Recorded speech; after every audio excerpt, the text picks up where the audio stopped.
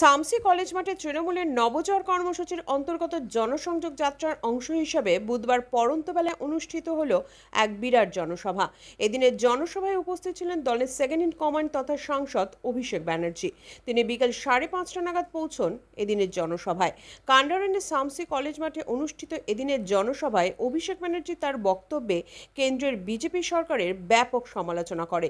কেন্দ্রের বিজেপি সরকার বৈমাতৃসুলভ আচরণ করছে। 2021 সালে হেরে গিয়ে বিজেপি বাংলাকে আর্থিক দিক থেকে পিছিয়ে রেখেছে। আবাস যোজনা 100 দিনের টাকা আটকে রেখেছে। তার বক্তব্যে আরও বলেন, বিজেপির রাম মন্দির ও ধর্মের ভিত্তিতে ভোট নেন, কিন্তু তৃণমূল কংগ্রেস উন্নয়নের ভিত্তিতে ভোট দেওয়ার কথা বলে। তাই বকেয়া টাকার দাবিতে নবজোয়ার কর্মসূচি শেষ হলেই দিল্লিতে রাজ্যের লক্ষাধিক মানুষ গিয়ে অবস্থান বিক্ষোভে সামিল হওয়ার কথা জোরালোভাবে বলেন। আগামীকাল ইংলিশ বাজারে থাকবো, 2 দিন মালদায় থাকবো। 60 দিন ব্যাপী এই রাজ্য জুড়ে একেবারে কোচবিহার থেকে কাকদ্বীপ যে কর্মসূচি নিয়ে আমরা মানুষের কাছে যাচ্ছি, কি কারণে আমরা যাচ্ছি? তার কারণ আমরা মানুষকে বলছি আগামী দিনের প্রার্থী আপনারা নিজেরা নির্বাচিত করুন। আগে আমরা বলতাম সকাল সকাল ভোট দিন, নিজের ভোট নিজে দিন।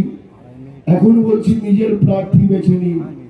মানুষ যাকে মান্যতা দেবে তাকেই পঞ্চায়েতে তৃণমূল কংগ্রেস প্রার্থী করবে। আপনি আপনার বুথে যাকে দাঁড় করাতে চাইবেন আগামী দিনে তাকেই আমরা প্রার্থী করব এবং সর্বশক্তি প্রয়োগ করে জেতাবো। এই কথাটাই বলতে আপনাদের কাছে এসেছি। ভারতীয় জনতা পার্টির বৈমাতৃসুলভ আচরণ আগামী দিনে শুধু চাঁচল, গাজল, হবিবপুর, ওল্ড মালদা নয়, সুজাপুর নয়, বাংলা নয়, দিল্লির বুকে বৃহত্তর আন্দোলন আমরা সংগঠিত করব।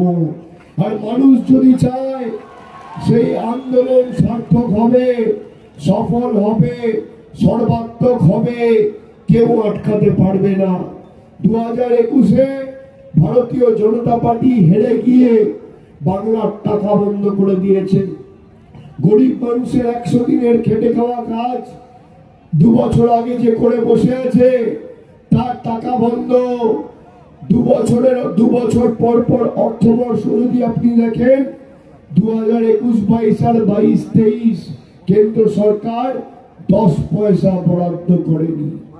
তার বিরুদ্ধে আমরা লড়াই করছি। এই তৃণমূলের নবজোয়ার কর্মসূচি হয়ে যাওয়ার পর আমি নিজে দিল্লির বুকে যাব। আমি আপনাদের অনুরোধ করব, 2019 সালে আপনারা একটা আসনে বিজেপিকে জিতিয়েছিলেন আর একটা আসনে কংগ্রেসকে জিতিয়েছিলেন।